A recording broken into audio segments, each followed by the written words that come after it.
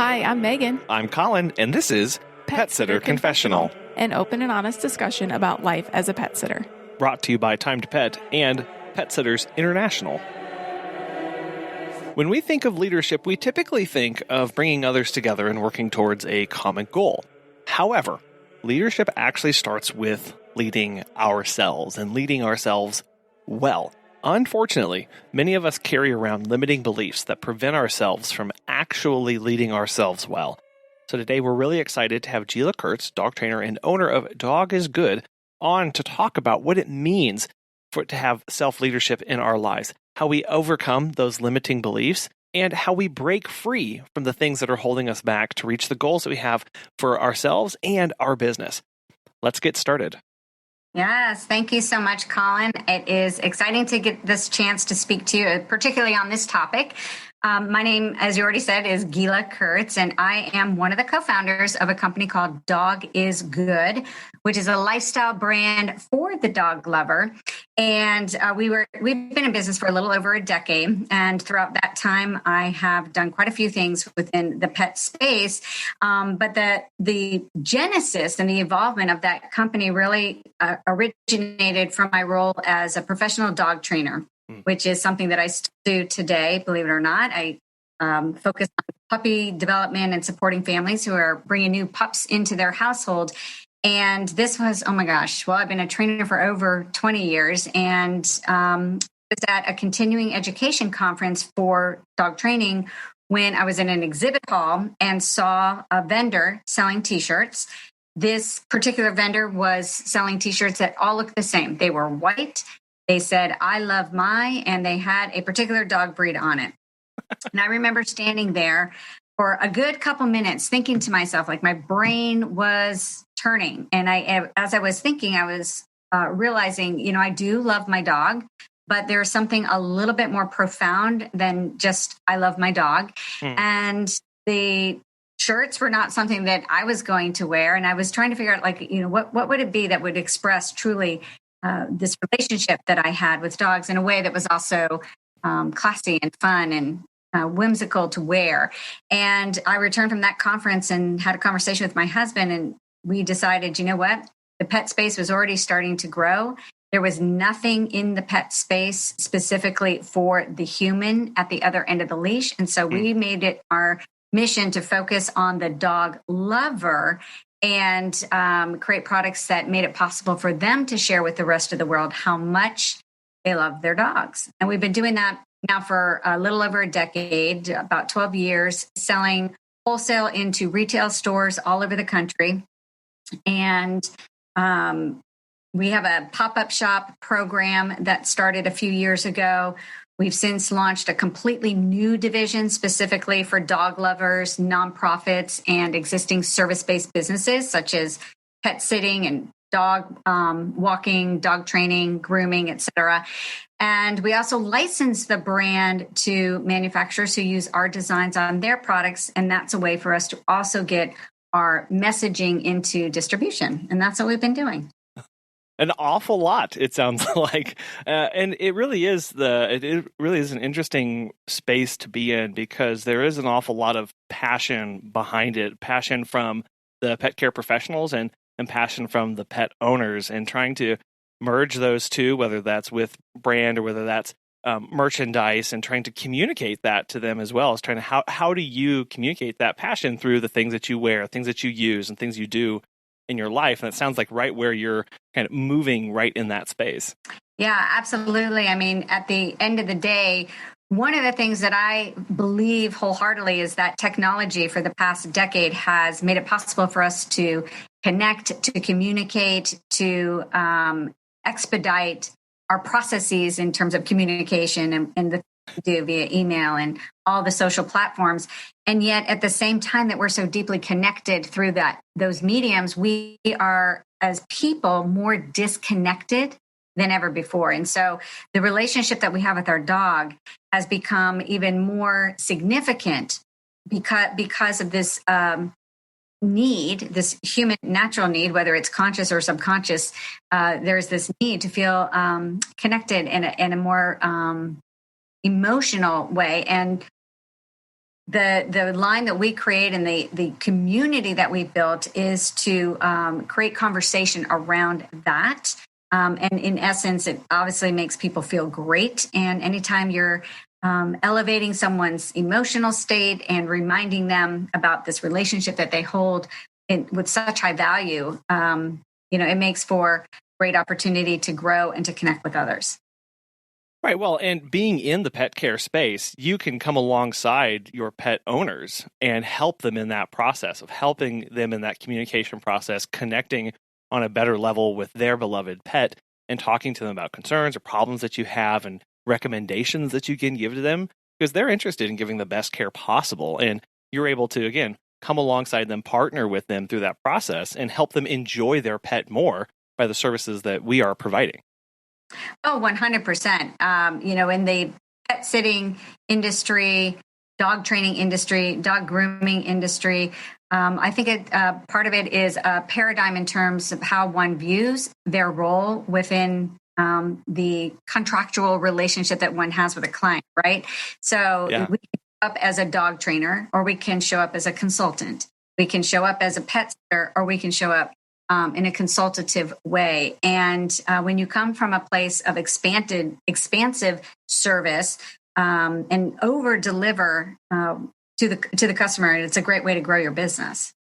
Right. Well, and on that business, kind of move in to talk about leadership of self and a little bit about self-motivation and some things along those lines. And I find it odd, and so I want to pick your brain on this, how it's easy for me to set goals and things for my business, but not for myself, right? There seems to always be a hitch in there of like, okay, I can plan for the next 10 years of where I want my business to be. But when it comes to planning on next 10 years for where Colin's going to be, we may make it next week. Well, thank you for sharing that. And that is such a great, not only observation, but a great, question. Well, why is that? And that is very interesting. And statistically, 97% of the population has no clue really what they want, right? And so in our businesses, it's very easy to see hard data and make predictive measures based on what we know to be true for business, how to market to get more customers grows revenue by X. And so it seems more quantitative. And the goal setting can be a huge challenge for many, many people. To me, the definition of self-leadership is the ability to just influence oneself and forward progress in the direction of one's specific goals and desires. And so the biggest challenge in that is if you don't have a specific goal and a desire that is like this burning desire, if you don't have vision for your life and where your business fits into your life, it's very hard to pull together the core elements of self-leadership, which is habit formation and the discipline to follow through. Yeah, and I feel like that self-leadership, that kind of feels like it dissipates through adulthood. Like my daughter really knows she's going to be a princess astronaut, and that is like the one thing that she's going to be for sure. Love it. Right? And I feel that is brilliant. Love it. It's yes. going to be the best, right? And it feels like that we can kind of get wayward as we go through life and as we take on responsibilities. And we can get confused about how we bring back direction to ourselves. Yeah, and part of that has to do with the experiences that we have along the way. So your daughter, who I want to support in her dream to be a princess astronaut, that is amazing. If you think back to our childhood, we all had dreams of something similar or something like that. And then along the way, someone told us, you can't do that. Or we had an experience in a classroom or with a group of friends that made us feel less than or something. Things start to occur that throughout our childhood on up through about 8 years old, and then throughout our teens and into young adulthood, where we start to develop limiting beliefs. And unfortunately, these limiting beliefs are not super present on a conscious level. You're not fully aware of them, but they are your operating system. And so by the time we reach adulthood, if you look around and you're like, why am I not getting to this place in my life or in my business, and what seems to why is it things start to go well and then all of a sudden everything goes to crap, right? There's so many underlying reasons, and many people are not familiar with the deep rooted work of growth mindset, of neuroscience, and the impacts of our subconscious mind and how it controls the thoughts we have, the feelings that those thoughts create, and then the actions that we ultimately take or don't take. And so that's kind of that reason why. And it really does boil down to, I guess, a burning desire for what you want. So that was fun to hear what your daughter wants to do. You talk about that buildup of limiting beliefs over time, whether that's through experiences or through interactions with people that start talking to you about what you can and can't do. And I love that word, that phrase that you use of it becomes your operating system. It becomes just how you start viewing and taking in and interpreting the world around you. So how do we start to break free from those limiting beliefs and start reprogramming that system? Yeah, that's a great question. And step number one is you have to be aware. You have to suddenly sit down or have this moment in time where you become aware that where you are at is truly not where you want to be. And you have to be able to ask yourself the right questions. Well, how did I get here? What were the decisions that I made over a period of time that resulted in where I am today? And, there's a quote actually from a book, James Allen. It's an old book. It's written in Old English, very short book. It's As a Man Thinketh. And in that book, he says, there's a passage, can't remember the whole quote, but the last part of it is this. He thinks in secret and it comes to pass. His environment is but his looking glass. And what he is referring to there is that thoughts become things. Whatever you are thinking, ultimately you create in your reality. Many times you're not aware of what you're thinking. And it is the first step in beginning to identify the limiting beliefs is just this awareness that there is this gap between where you are and where you want to be. And the process of breaking through that is to identify, well, who do I need to become in order to get that?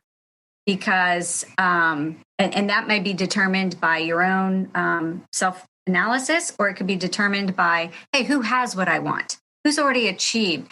How are they? How do they show up? What are the things that they do? What are their basic habits?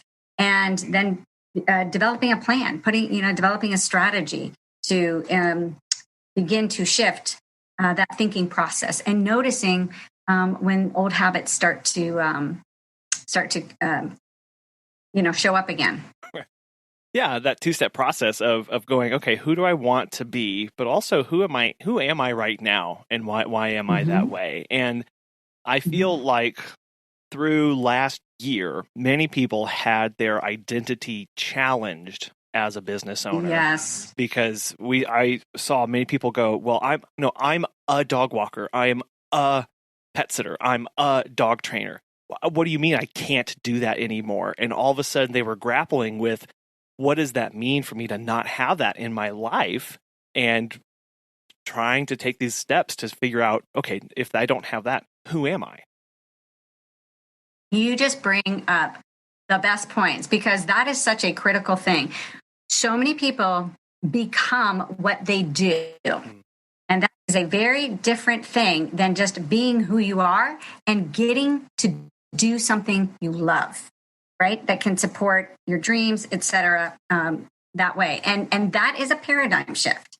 And so I completely understand why so many people, deer in the headlights moment throughout COVID-19, now what, and you're right that the business became who they are, as opposed to being a part of the life that they are choosing to live. And that's very different. Yeah, it is. And that's a pretty scary step, to figure out that who you thought you are this whole time isn't. But that's not necessarily a bad thing, right? Like, that just shows, you used that word earlier of growth, that shows that growth potential where you can start taking small steps forward to figure that out. And I think that takes a little bit of retrospection, figuring out, looking back across your life, and then a little bit of, allowing yourself some space and time to dream and to look forward to things. Yeah. And, during COVID-19, my observation was that there were really two schools of people. There were the people who felt completely lost, stressed, anxiety, chaos, fear. Who am I? Now what am I going to do? That camp. And then you had the other camp of individuals who were like, oh, well, cool. Now I get to step back for a second and get reacquainted with what I love and who I am and what's possible, and innovate and be creative, right? And so it's so interesting how you can have collectively the entire world got to experience the exact same thing. And yet through that process, you got to see how people think. And that's where I observe people is, listening to the words that they're choosing to use and their perspective on things will tell me, what their future path is going to look like in terms of their success, in terms of accomplishing the things that they want to do. But it's interesting. And so paradigms, it's how we think, again, going back to that operating system. Have you heard about Time to Pet? Susan from The Pet Gal has this to say. Time to Pet has helped us grow exponentially. We believe the platform's features make us by far more professional than other companies who use conventional dashboards. They are the software gurus constantly developing and improving the platform based on user feedback. This decision was a good one. If you are looking for new pet sitting software for your business, give Time to Pet a try. As a listener of Pet Sitter Confessional, you'll get 50% off your first 3 months when you sign up at timetopet.com/confessional. So when you look at those people and you look at the kind of language they use, what effect does language have on where we're going to end up in our view of self? Everything. Everything. The words that you speak are produced based on the thoughts that you have in your head, and that coming from somewhere. So if the immediate, we'll just use COVID as an example because I would have to think of another example and think harder about it. Oh, I'll give you an example. I know someone who is looking for a job. They've been looking for a job for, I don't know, feels like over a year. And the language that they share with me is, there's just no jobs out there. No one's hiring. No one's going to hire somebody who's in their 50s. I'm struggling. Those kinds of words versus, hey, who do I know that might know someone?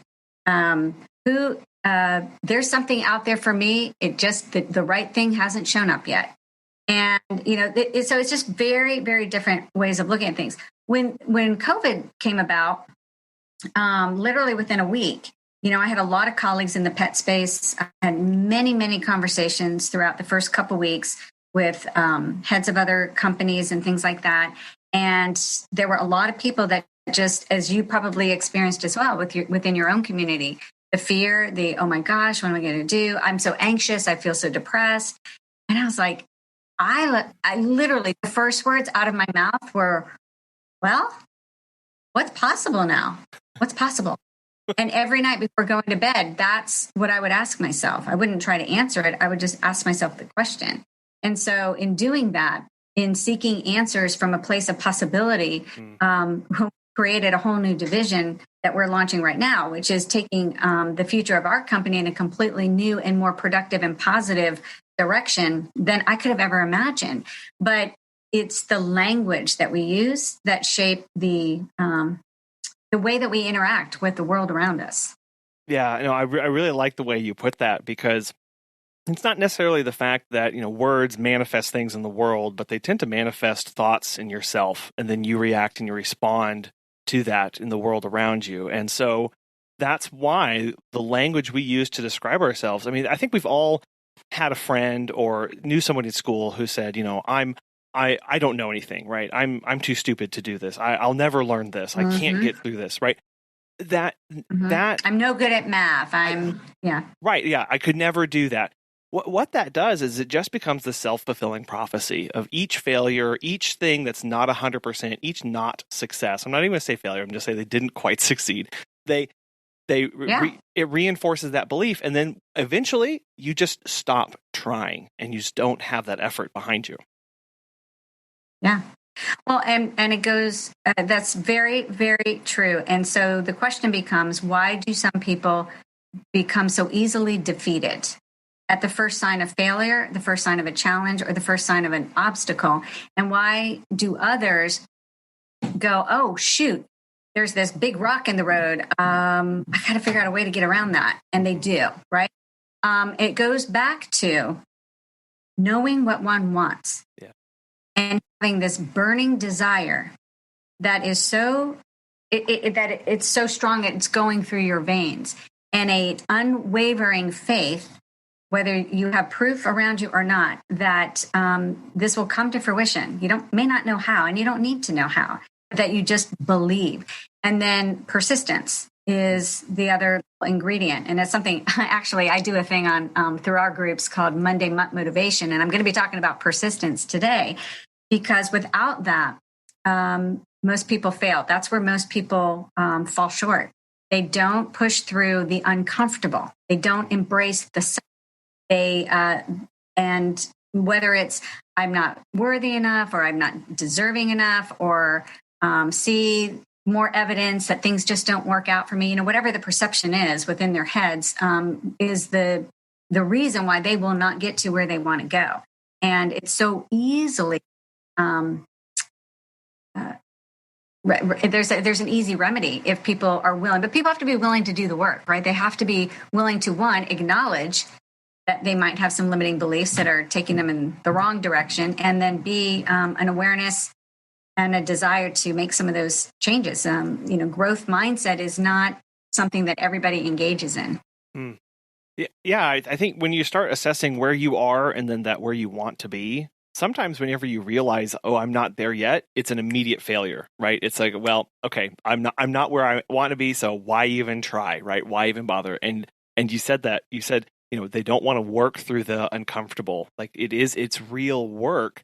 And I think that is sometimes we get lulled into this sense of security, especially maybe if we've been successful in what we thought we wanted to do our entire life. And then we realize, it either gets taken away, or we realize, no, this isn't actually who I am, to try and backtrack and rework another route in our lives to what we actually want, what's actually going to be beneficial to us. But that's work, and that does take time, and that's hard, right? Because I have to be patient, and I got to do the same thing tomorrow, and it can be frustrating.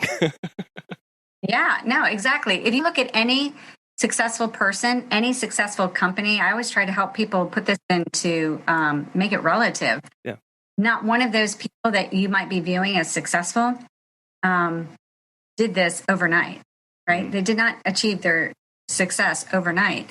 Everything takes work and grit, and the willingness to, as I already said, push through the uncomfortable. I would like for you to break out a little bit more about what are the components of leadership of self and how we can recognize the need for growth in those. I think self-leadership starts first in knowing, again, it always goes back to knowing what one wants. I'm of the mindset these days where I will come up with things or decide that I want to do something for myself. And if I don't even worry about how I'm going to do it, because I know there is somebody that knows how to do it, and I'm great at asking for help. So there's that piece, knowing what you want, having the strategic resources or plan, having a definite plan that you can then implement. But the two core ingredients, I think, are the discipline. You got to be disciplined to follow through. And discipline is, to me, doing things for real, even when you don't want to do them. That you are impeccable with your word. If you're saying to yourself, I'll use fitness as an example because people always bring this up.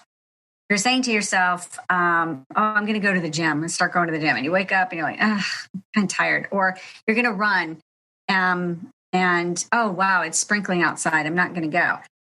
That's not discipline. That's not being integral with your words. That's, again, at the first sign of challenge, at the first sign of discomfort, You weren't able to push through. So there's the discipline, and then there's the habit formation that has to be there as well. All of those things are integral in terms of leading oneself. I got to know what I want. I got to do it. I'll give you a quick example. I just started doing 75 hard. I don't know if you know what that is, but No. It's actually a challenge for the mind, even though people often think it's a physical challenge. And it involves working out twice a day. One of the workouts has to be outside, 45 minutes each, reading 10 pages of a personal development book, drinking a gallon of water, and taking a photo of yourself to track the progress. I think I got it all. Yeah. And I remember one of the nights I had forgotten, I still had like half a gallon of water I needed to consume. Half a gallon. It was like 9:00 at night. And I was like, you know what? I'm doing this. And I drank I drank it all. And of course, all night, taking care of that. But I was just committed. It'll be easy not to do this right now. But I said I was going to do this for 75 days. And I'm more than anything going to prove to myself that I do what I tell myself I'm going to do. Yeah.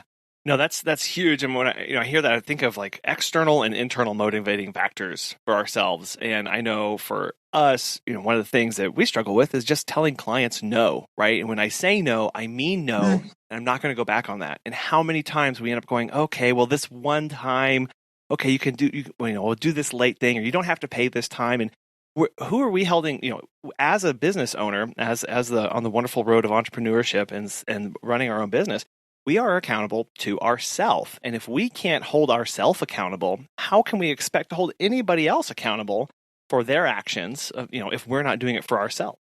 100%. And that starts with really having clarity around your values too.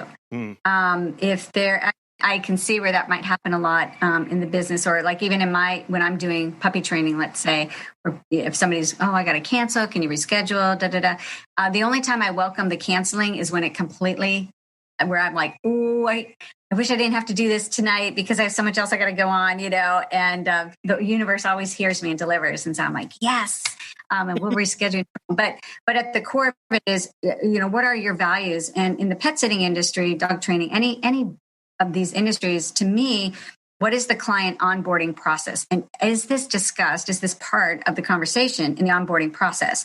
And sharing with them, hey, I want to share with you why I do what I do. So I always tell people why I do what I do. They have to know that I'm so committed.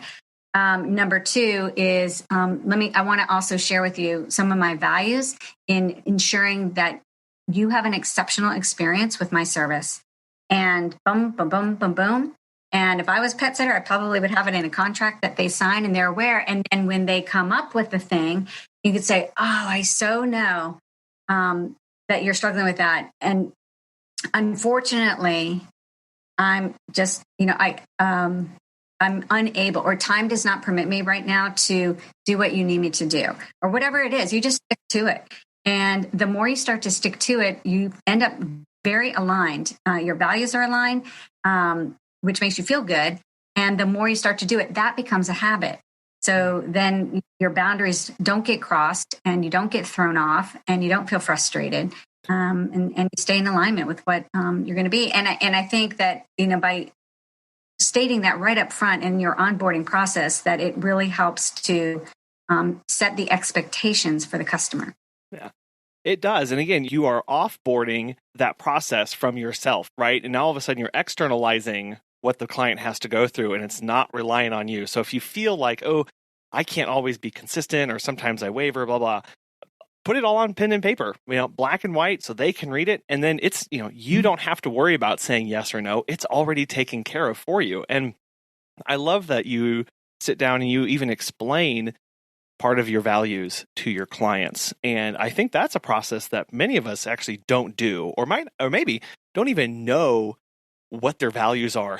And it's unfortunate because a lot of people not only don't know what they want, truly what they want, like what 3 years from now their business is going to look like and their life as a result of it, or what their life is going to look like and how their business fits into that. They don't have clarity on that. But the second piece is to what you just said is they don't have clarity around their core values. I think it's critical to share with any customer, first and foremost, why you do what you do.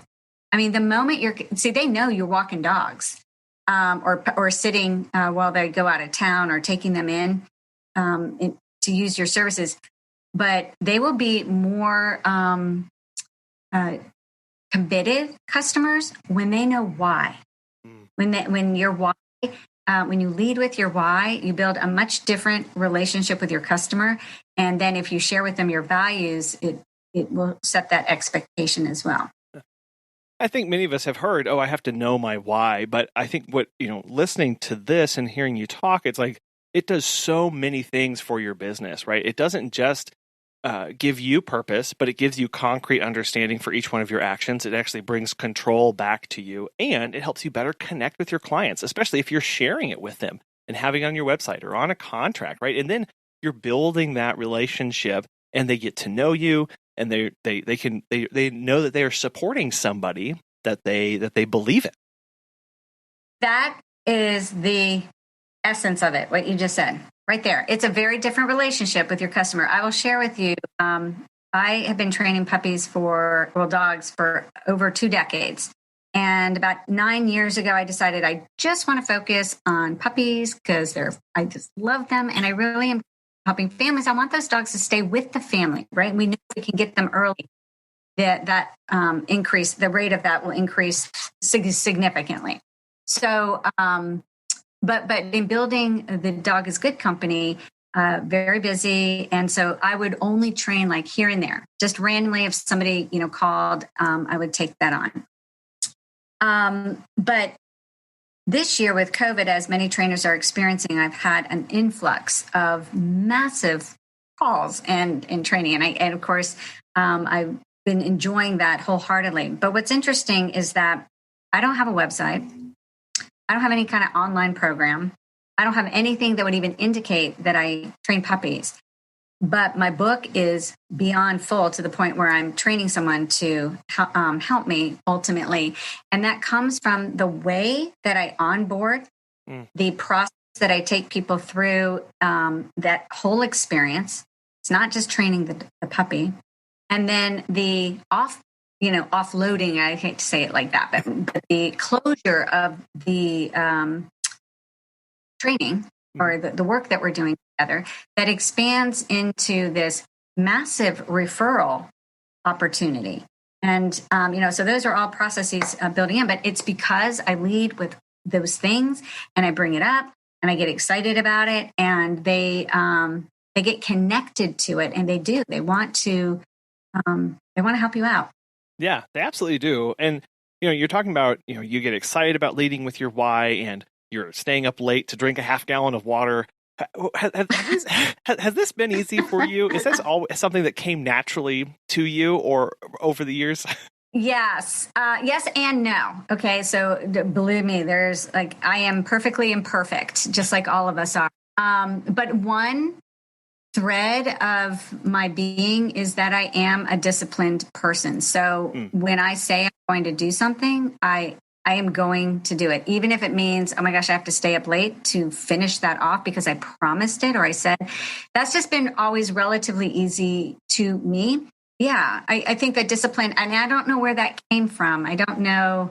I mean, it could come from, I'm thinking back to my childhood, so driven to always be that, good student, and, who knows what limiting beliefs are going on there or what operating system that is coming from. But it's this, I'm driven by achievement, and I know that I have to follow through with the things that I'm doing in order to make things happen.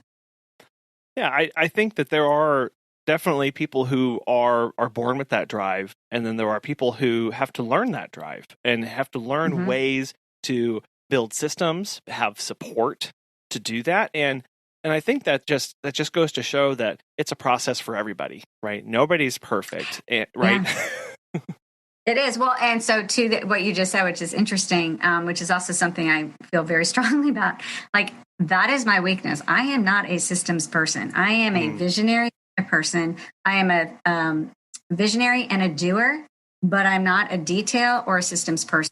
And so with that in mind, in order for things to work, like if it's business related, I have to surround myself with the people who that's their area of genius, right? That's their zone of genius. Otherwise, like, I would just mess it up, So you got to, knowing what you're really good in and just staying, trying as much as possible to stay in that zone. It's not always possible, but as much as you can, staying in that place of where you really, where your best work happens.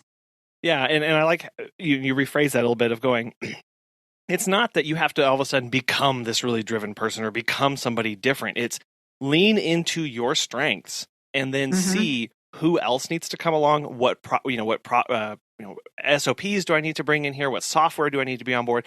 Because I need to be operating in my strengths and staying true to myself, so I'm not getting over here and doing things that I'm not either passionate about or I don't really want to be doing. 100%. You just nailed that. For sure. Are you a member of Pet Sitters International?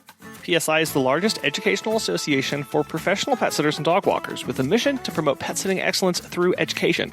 After the tumultuous past year, having the support of a strong community and direct access to educational resources and business tools is more important than ever as we rebuild our businesses. PSI is here to help. With a free monthly member toolkit, monthly bonus resources, online trainings, private member group on Facebook, and more, along with group rates on insurance and background checks, PSI is the one-stop shop for everything you need for your pet sitting or dog walking business. As an educational association, PSI believes that if you know better, you'll do better, and invites you to join thousands of other like-minded professionals who are committed to offering the best possible pet care services and elevating our industry. If that sounds like you, visit petsit.com/PSC to learn more. Our listeners can save $15 off your first year membership by using promo code PSC15 at checkout. I think we touched on it a little bit earlier, but I did want to come back to it and talk about how self-leadership, how does that help us be a better leader to others and those around us? That is a great question, because without your ability to lead yourself, you are not worthy of followers at the end of the day. So it plays a huge role. Your ability to follow through on the things that you say that you want to do creates a confidence. It creates your empathy because you're experiencing things. It provides, puts you in a position where you can be a source of inspiration to others. And, to me, the leadership is, for me, anyway, my definition is basically being a lighthouse for others and illuminating the path for them to step into and empowering them to shine, basically. That's, to me, the way that I like to lead. And I can't ask others to do things or expect people to follow through if I'm not doing those things myself. So it starts there. But, where people get caught up is they try to think of all these things that they want to start doing for themselves in terms of self-leadership. And if they just pick one thing, what is the one thing that you really want to hone in on and drill down on for the next 90 days? I mean, this year is going to pass no matter what. Like, we're all going to turn the page on December 31st. And so you could do any one of a million things in terms of improving your mindset or improving your physicality or improving your communication skills, whatever those things are. Pick one and drill down and become a genius at that if it fits into your vision, if it's something that you really want, and give yourself baby steps. You don't have to be 100%. You have to be 50% or 51% or more, right? And you're going to make progress. Yeah, and that's so important. Again, setting these realistic expectations. Again, when you go through that process of thinking and discovering who you are and then who you want to be, understanding that that's not going to be an overnight process.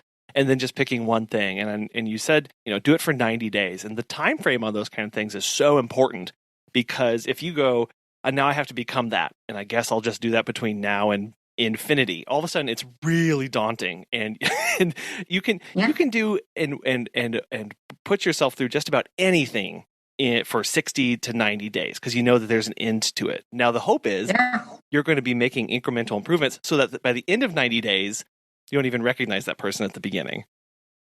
100%. And every time you're making progress forward, your brain gets a dopamine hit. The more dopamine hits your brain gets, the more it is likely to become a long-term, very deeply ingrained habit. And it's also like, have you ever seen motocross? Mm-hmm. Yeah, with the motorcycles. I was at a tournament once and watching all that, and the deep grooves that they get, and as they're riding those motorcycles around. Well, those happen from the repetitive cycling through these grooves, and it's the same thing in your brain. The thoughts and the actions that are taken as a result of those thoughts begin to build these nice little grooves inside. And that's where that's our go-to. And what we need to do is make it so that, like, over time, the dirt just starts to cover that section up, and you're creating a whole new groove based on your new repetitive actions over and over and over again. Yeah. What seems impossible from where we are right now becomes manageable, becomes totally doable, becomes just who we are, right? And being in it for that process and having that persistence to make those grooves. Mm-hmm. And getting help, seeking out a mentor who's done what you want to do, and an accountability person. If you tend not to be accountable to yourself, be accountable to someone else. They'll hold you accountable, right? And part of this self-leadership is recognizing where we want to be and what we need to do to get to that. And I know in business, sometimes that means changing services to get to where we want to go, to realize some of these goals. So you've talked about it a little bit, but I'd love for you to tell us more about some of the exciting things that Dog is Good has been working on the past several months and that you've got coming out. Thank you. I am so excited about this. I cannot sit still. It is the vision that we have for what we are creating is enormous. And the reason for that is it's our desire and our commitment to create a vast movement over time of changing lives one dog at a time, and empowering people in that process to be that conduit to positive change. And so when COVID first hit, well, let me back up one sec. We have had since 2017 a program in our business called the Dog is Good Pop-Up Shop. And this is basically a business opportunity for dog lovers who wanted to collaborate with our brand and basically have a mobile boutique that they set up at local events, in businesses, at retail stores. So it's a mobile, but it's all fully outfitted with the Dog is Good products and brand. And that was so much fun. And I just love the community that we were building there, very tightly connected. And it was really growing. And through that process, we started to get people reaching out to us, asking how they could collaborate with the brand, but not necessarily in the mobile pop-up shop capacity because of the amount of inventory. It looks like a store. So, it's a bigger investment. So we were just kind of mulling around some ideas. And when COVID came about and everything shut down, my husband, John, and I, John is my business partner, also I'm a partner in life and partner in business. And we were like, you know what? This would be the perfect time to really create a new relationship-based sales channel and create something that would serve not just dog lovers, but also nonprofit organizations and existing service-based businesses that were getting obliterated because, due to COVID. And I also, in my early 20s, had a very successful experience in the direct selling world. And so I was like, you know what? This is it. This is the best way to connect with dog lovers. And so we put together the infrastructure for this. We are in currently soft launch, pre-launch right now. So the systems are being tested. We are not fully advertising this just yet, but we are bringing on brand ambassadors and super fans and have created this unique, there is nothing in the industry like this. It's a pure hybrid of direct selling through the pop-up shop program and through our what we're probably going to call the Bolo Barktique, which is a small sample set that people can be using as displays and driving people to their websites that they're getting. We are launching with the Dog is Good lifestyle products and bringing out the second pillar right now, the pet health, wellness, and nutrition and lifestyle products. We will be bringing out a third pillar that is around services, and then ultimately a fourth pillar will be experiences. So the longer term vision is building this global movement in support of people, and helping people turn their dreams into realities through their passions and love that they have for their dogs, and to collaborate with the brand to make that possible. So we're very excited about it. So yeah, that's what we have going on. And, one of your core community, the pet sitters, are a wonderful group of individuals to consider this as a additional revenue stream for their existing business. Yeah, I'm thinking back to that early vendor that you were at in your training days with the kind of terrible T-shirt, and it didn't really scratch the itch of the passion for pets that you had and that you saw around you. And now hearing what you've built up and what you're building to, going, okay, what about a holistic approach to being not just a pet owner, but a pet lover? And then how can we empower those in the pet care industry to be a part of that and to help their clients, again, care for their pets the best way that they can? Yeah. And our core focus is really just building community, contribution, and delivering an opportunity that can change lives one dog at a time. So absolutely. So you're currently in the soft launch of this system and everything that you've got going on. It'll come out in a couple more months or beginning of early next year? So currently people can collaborate with us and join our movement in this early pre-launch, soft launch period. Things are not perfect. I tell everybody we are building the plane as we are flying it. But if you can see the vision and you want to be part of this at the early stages, at that ground floor early adoption stage, this is most definitely the time to do it. Plus, you're getting a lot of connection directly with the corporate. And so that plays a role in terms of we're getting a lot of feedback from the people who are already part of our division, and that helps to shape the evolution of what it will look like. And so that's very exciting. We probably will not go into full launch, meaning where we are full on blasting and advertising and really building this until, I don't know, it could be fall, it could be early part of 2022, but, every day we make forward progress. And the thing that's really cool, to be honest with you, Colin, is I was just thinking the other day, like, how cool is this? Like, all this was an idea, March 2020. Mm-hmm. And see taking an idea into action, into the things, and let me tell you, not without challenges. Like, sometimes I'm like, oh my God. What have we done? I tell people, take stock in Madison Reed. That's the brand I use to color my hair, the gray hair. But so, it's not without that. But the progress we've made just even in the soft launch and the challenges that we've addressed, learning new systems and getting all those things in place. It's so cool to see that process. Gila, this has been a wonderful conversation, and I really appreciate all of the wonderful advice and thoughtful input that you had on leadership of self and self-motivation for us as business owners, and just how important that is, especially in these days, in these weird, crazy times that we have.